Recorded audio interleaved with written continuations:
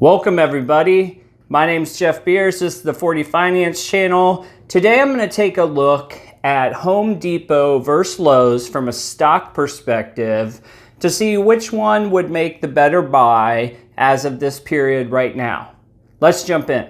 All right, so jumping right into it, the first one on the board here will go with Home Depot, currently at a price of $218.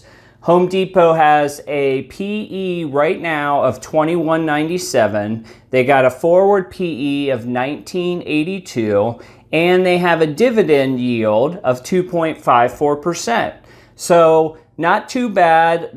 PE's a little high, I guess you might say, for a retail company, but this is definitely not your average retailer. And over the past year, they've sort of rolled with the market, so to speak. So you see how they come up here, and they were pretty much at their peak last year, right in that August to September stretch when everything was high. Then, of course, the market went down. Now it's creeping back up again, and Home Depot's at its latest high, which is $218. So things have been decent for Home Depot. I'm sure we all have Home Depots in our neighborhood. You got a forward PE that's going down from the existing PE. You've got a dividend that makes for an extra bonus as a stockholder. And generally speaking, Home Depot's seen great growth over the past several years. Okay, next up on the list is, of course, Lowe's.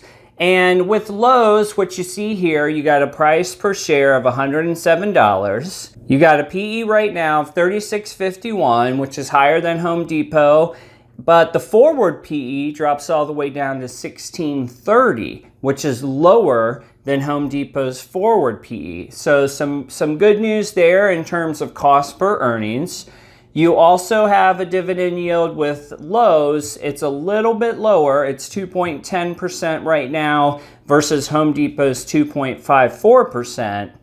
And Lowe's was on a similar track record as Home Depot over the past 12 months, kind of flowing with the economy. What you do see here, one blip on the screen for Lowe's, is they had an earnings miss in Q1. So that immediately sent shares down, and people started, as they always do, analyze, is Lowe's on the right track to success? Is this, the first slip up? All those things. But what has happened since then is they've sort of been on an upward trajectory, making their way back to their top levels of the past 12 months. All right, so now we're going to look at some fundamentals of both companies, and this is where I think it gets a little bit more interesting. When you look at Home Depot, and this is from their balance sheet per the Yahoo Finance website, so I did not double check the numbers. I'm just sort of taking them for face value for this video. Total assets at $44 million.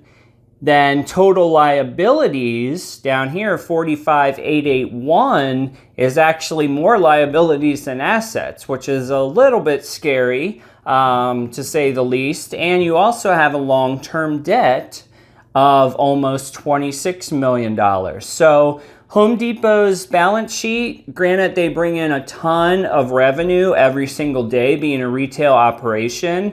It's not exactly the best balance sheet you're ever going to see, but knowing that they are growing and they are attacking the retail sector, you can expect some investments in technology, new locations, things like that. I didn't dig deep to figure out if that was the direction they were heading in, but you can get a picture here that they've definitely spent some money and borrowed some money to improve their situation. All right, flipping over to the Lowe's side of things right now. You got total assets of $34,508,000. You got total liabilities of $30,864,000. So assets above liabilities, although they are pretty close. On paper right there, Lowe's wins for at least not being over leveraged, so to speak. They also have long-term debt, about half the amount that Home Depot has, so $13,682,000. And so it looks like both of these companies are really in the trenches, and they're borrowing money to probably improve existing stores and add locations. The big difference between the two is I think Lowe's has at least kept it at a lower level than Home Depot, and so far their liabilities are outweighing their assets, which is a much better place to be. Okay, looking at the TipRanks dashboard here, you see that out of all the best performing analysts, we have 9 people who cover Home Depot, and you got 7 strong buys and 2 holds. You got a median price range of $208. That's actually downside, okay? That's actually minus 5%. You got a high bar of $229. The average is $208. And you've got a couple lowball analysts saying $180 for Home Depot. Now flipping over to TipRanks to check on Lowe's. Here we have 15 analysts covering the stock. Got 11 buys and 4 holds. Median price target of $114.14, which is a 6.28% upside for Lowe's. You got a high bar of $135 and a low of $100, which would actually be about $7 off the current price. So a slightly better analyst outlook for Lowe's here on TipRanks, and there's a lot of things that could go into.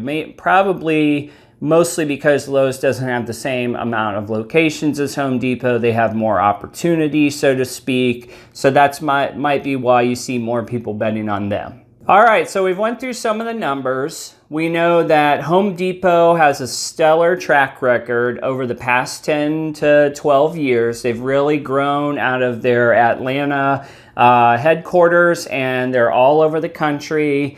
I think most of us have purchased at least something from Home Depot in our lives. But they also have some challenges, right? Because they have grown so big. Now you're operating in a scenario where not every corner needs a Home Depot. So now you got to improve on margins and the things that you're selling. And we saw on the balance sheet that they have a decent amount of debt that they're putting into the company to try to make it better. On the flip side, you have Lowe's, which has, oddly, a lower stock price. They also have a lower dividend, though not by much. And they have lower debt as a percentage of their assets.